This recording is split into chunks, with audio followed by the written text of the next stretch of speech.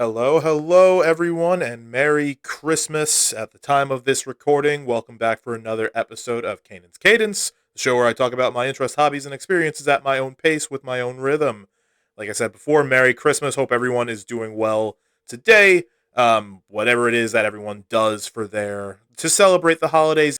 Hope everyone's having a good time with their families, their friends, whomever you might be celebrating with. If you're celebrating alone, just hope that everyone's enjoying themselves. And again, if you don't celebrate Christmas, still hope that you guys are enjoying yourselves just throughout this holiday season, this month of December, and as we come to a close on 2025, a year that has definitely been an experience all around, just in general. So, kind of like I did with Thanksgiving a few weeks back at this point, kind of just wanted to go in and talk today a little bit about some holiday traditions that have been with me and my family for a handful of years for some traditions, much longer for others, and some of them might be like as new as just this year alone, given some changes that have come about over the last few months to a year or so.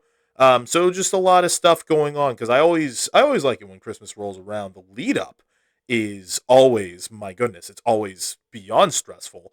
The older and older that I get, the more stressful Christmas time becomes, the more exhausted that it makes me, and the more I just wait for it all to be over. But once we actually get to the holiday itself, and I get to just spend time with my family, the thing that I'm always actually looking forward to, that's when I realize that like the lead up is still worth it in some way or another. Without the lead up to Christmas, we wouldn't have Christmas itself as the holiday, obviously.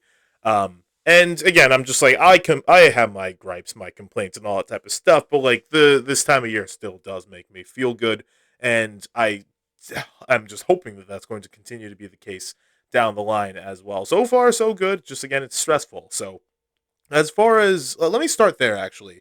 As far as like the actual shopping process, I don't know what everyone else does when it comes to their holiday shopping that they have to do. I'm under the impression that most people tend to wait till the very last minute. I try my best not to. In a good year, I'll probably get my holiday shopping started. Probably, I want to say like September to October, the very earliest. On a bad year, I could be shopping as late as Christmas Eve itself, which I know a lot of people still do. Some people enjoy the rush of last minute holiday shopping. I have never personally understood that. I prefer to just get everything out the way as soon as possible, but I also just when it comes to gift giving, um, I've always or like as long as I can remember as an adult at the very least, like I prefer getting gifts that are going to be meaningful to people in some way as opposed to just something that's material and just being like, hey, here you go. This is a thing that you can use for a little bit. Sometimes end up getting gifts that overlap where it's like it's something that they can use for a little bit, but it's still meaningful just depending on the context. Doesn't always have to be like an extravagant sort of thing as long as it feels good to give. And like the reaction on the receiver's face is usually enough to like get me to make me feel like yeah I got them a good one regardless of what it is. That said, those meaningful gifts that I like trying to get for people, those are the ones that I tend to struggle more with because I feel like if I take too much time to come up with an idea of what to get for someone, then it's just going to it's going to get that much more difficult to find some meaning in something that I can get for them while still dealing with the confines of time and just like the constrictions I should say of time when it comes to like okay, well, I want to get them something that is going to make them feel good, but I still have to make sure that it's a something that can be purchased in store or online within a timely manner or something like that. I haven't been like the creative sort where I can actually make stuff for people. I've kind of considered doing that sort of thing, but making stuff is not really something that I like trying to do because I will, as I do, think a little too hard about it. Try a little harder than I should in certain regards, while I still efforts needed, but like I don't want to try too hard, and then it doesn't end up being something all that great at the end of the day. Like that's typically what my mind is actually going to start thinking at the very least. I'm gonna lean in that direction of like, okay, well, I put in the time. They're probably going to like it anyway, but couldn't it have been better? That's usually the direction that I'll start to think about. even if I don't want to. So usually I'm just like, all right, let me just save the money. I'll spend the money and just find my way there. But regardless, I'm kind of rambling at this point. Um, Giving gifts, like just to summarize all that again, like I enjoy giving gifts, but I like giving stuff that has meaning and whatever. So I try to come up with something that's really going to be meaningful. And usually, one way or another, my family and my friends they end up enjoying whatever it is that I get to them, even if it's something that I feel like I could have put a little bit more meaning into this. But that's what I remember. Like, doesn't need to be anything extravagant. So that's what I try to remind myself of too. So anyway, as far as like what types of traditions do me and my family have? Again, like as far back as I can remember. Let me also say Christmas is my dad's birthday. So we always have like it's kind of like dual celebration sort of stuff. There's always like the Christmas that everyone celebrates, but then we also want to be able to like wish him a happy birthday and like all be merry in that regard too.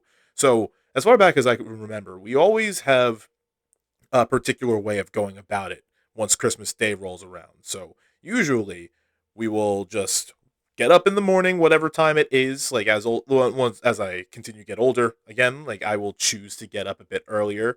Usually up maybe around like 7 o'clock, 8 o'clock, the absolute latest and stuff. I'll just get myself together, get myself to the living room, and we will put on the Yule log. So if people aren't familiar with the Yule log, it's really just like a television broadcast or like I mean nowadays like a live stream as well on YouTube or whatever, wherever you can find it, of just like a fireplace in a decorated living room with Christmas music playing over it, just to like evoke that like warm sense of like, hey, it's a nice Christmas morning. It's cold outside, so we got the fire going, and we have the Christmas music that we can set it to when we're opening gifts and all that type of stuff. So me and my family will always tune in for the Yule log every single year, preferably on cable. You know, we don't have cable all throughout the house, but we have it in our living room, so we'll use that. If we really need to, can put it on like a YouTube live stream or something like that, but it just feels better to do it with cable is the thing. So we'll do that. Again, like I said, Christmas is my dad's birthday.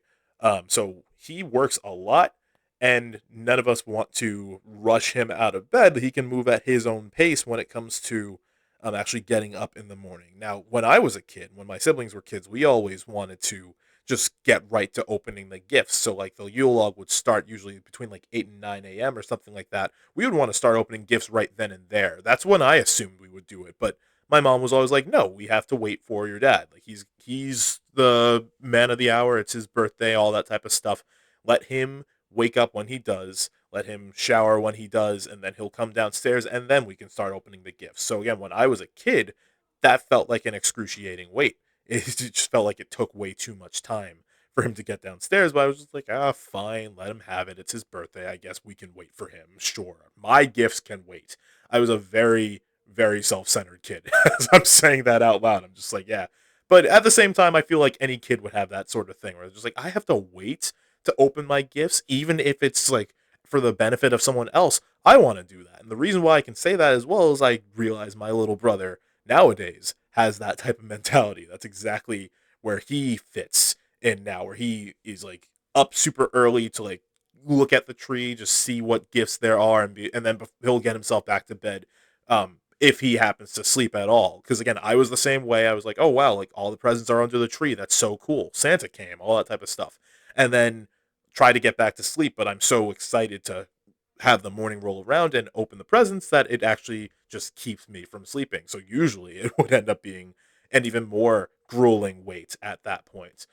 So again, like that's where he is since he's young still. He has that like very that attitude of just like, yeah, let me go and open my gifts and then I will go and like just use them. He's all about his video games nowadays, like his Xbox and stuff like that. So the moment that he's done opening the gifts, he assumes that he's good to just bolt off and start just having at it for the rest of the day. Because again, that's what I used to do too, so I get it. But no, so like me and my family will wait for my dad to come downstairs. Once he's down, then we'll start. Well, again, like we'll just convene in the living room and we'll start passing around the gifts. I don't know when this came about, but for the last several years, like it's got to be at least like 7, maybe 8 years at this point, something like that. I don't know when, but I became the designated gift giver when it comes to Christmas. I will be the one who goes to the tree and just like looks to see who each gift is addressed to, and then pass them around. And I'll find my own stuff. I'll just make my pile. And once everyone else has gotten their stuff, only then will I start opening my gifts. Again, like I can't say when that particular tradition started, but it's something that I kind of embrace to the point where someone else will start walking over to the tree and be like, all right, well, I'm going to give this to the other person. I'm just like, no, this is my job. Sit down. You just wait until I give you the gifts, and I will go in whatever order I choose to. Again, my little brother is like, oh, can you give me that gift that's over there? I'm just like, you will get the gift when I give it to you. And I'm the one who's deciding the order that I pick these things up. So I welcome that as being my role at Christmas. So we'll usually have at least one or two people there with like phones out recording to like capture everyone's reactions and just go all the way around. So like we've got our like the presents under the tree, and then we've got a few stockings, usually with like stocking stuffers and stuff like that. So I'll hand out the gifts and then I'll give the stockings, and once that's all done, then I'll start opening up my stuff. Once everyone has gotten to see what they've gotten and like all the thanks have been given and all that type of stuff, it's only then that we kind of will allow ourselves to disperse, because again, it's just like, hey, let's all be part of this. This is a family sort of thing. One of the things that makes this year different for us here is that because I think I've said before, I have three siblings, two older and one younger. My older sister, she doesn't live in this country anymore. She lives in Japan. So this is actually her first Christmas where she's not here at all, not able to make it out to celebrate with us. So that was a bit of a shame, but we this year chose to just video call her. And once we were all done opening the gifts and we were still in the living room, we just got her on a video call and spoke with her for a while so that we could all still communicate and have it feel like it has in the past. So that was nice getting to talk to her. Um, but yeah, so once we're done opening the gifts, we'll just tidy up, just get rid of all the torn wrapping paper and tissue paper and all that type of stuff. My mom, as she does for Thanksgiving as well, will be like, "All right, everyone out of the kitchen. I'm gonna start cooking." She usually will she makes these fantastic omelets. Only twice a year will she like make for everyone, and that's usually Thanksgiving morning and Christmas morning. So she'll make these omelets, which is just always like, oh, I look forward to that every single time. And then while she's doing that, I just go off and start doing whatever else I choose to. Again, now back in the day when I was, I want to say like a kid and a teenager and all that type of stuff, I would, I would ask for like exclusively like video games and stuff, things that I could just spend the rest of the day and the weeks to come after Christmas just playing to my heart's content. That was when I didn't have a job myself. I was only able to get these games like either on my birthday, for Christmas, or like a really special occasion or something like that. So I used to always, I remember like there were years where I'd be like, okay, well, I want the newest Pokemon game. I want this Kingdom Hearts game. I want this game that I don't know much of, but I think looks cool. If it was like Epic Mickey or Donkey Kong Country Returns, both of those 2010, I think those games were.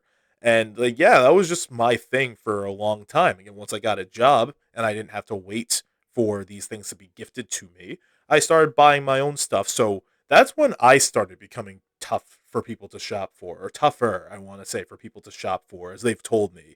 Because usually my mentality is just like, well, if I want it and I happen to have some spare cash, I'll just go and buy it myself. I don't ask for anything.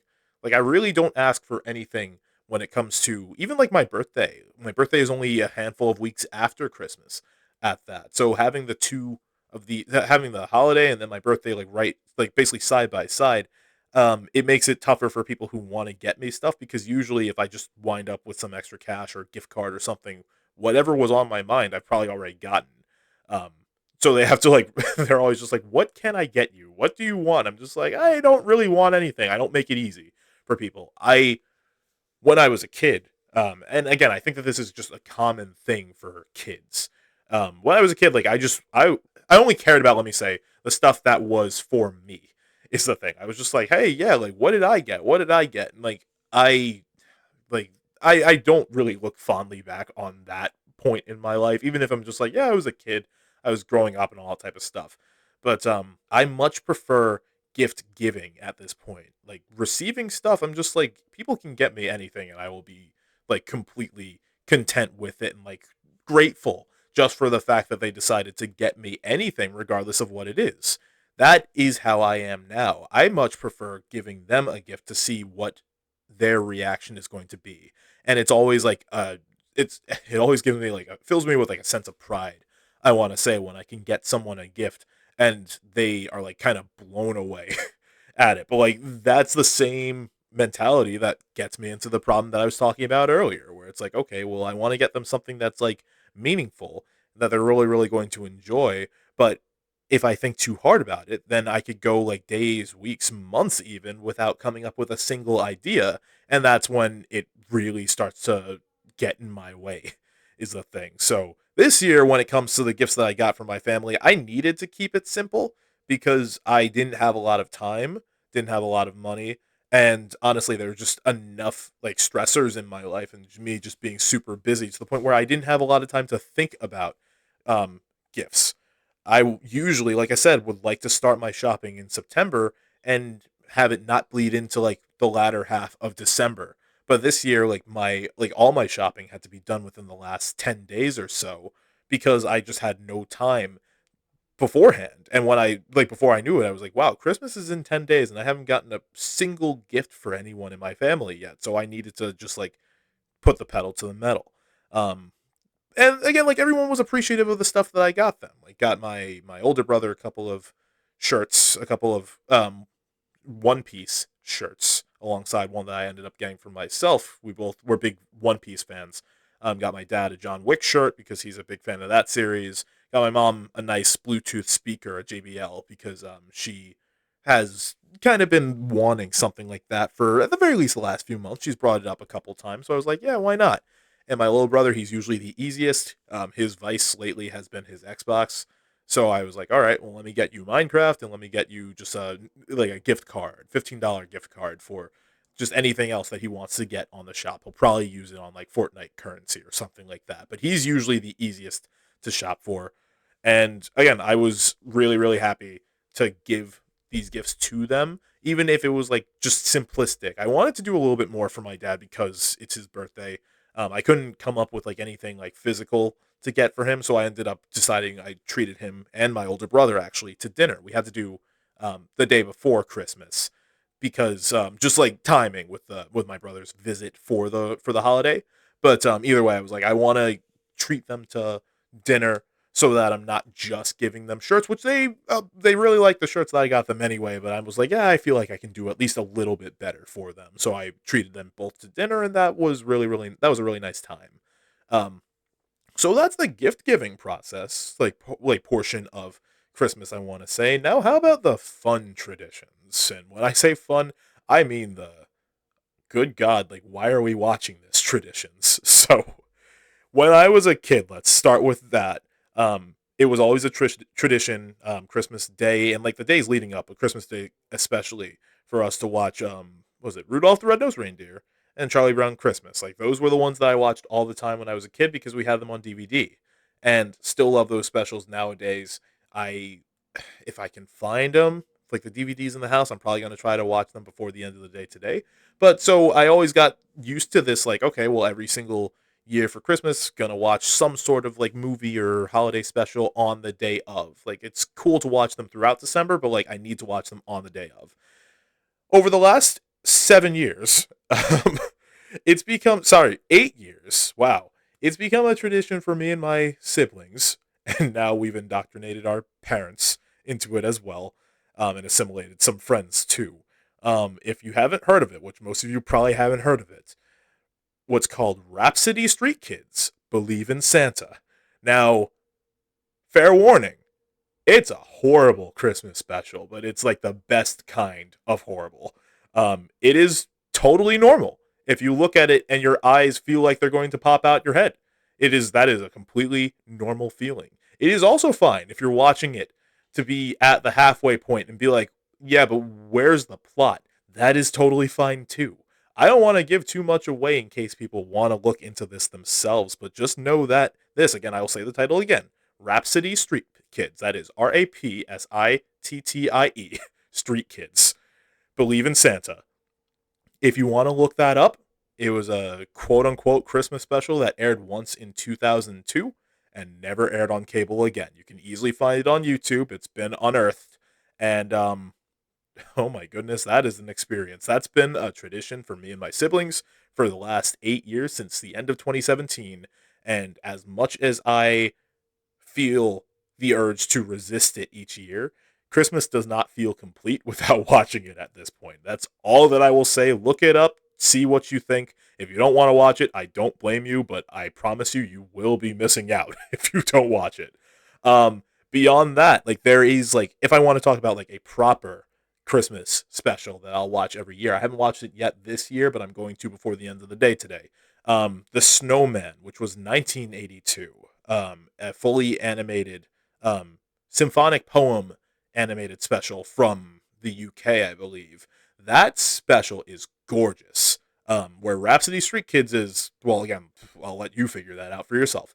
The Snowman is just a complete work of art through and through, like symphonic poem. So it's like completely set to music. There is no spoken dialogue in the special. Think of like Fantasia from Disney or something like that, like the Mickey with like the sorcerer stuff, all that type of stuff. That's like a symphonic poem.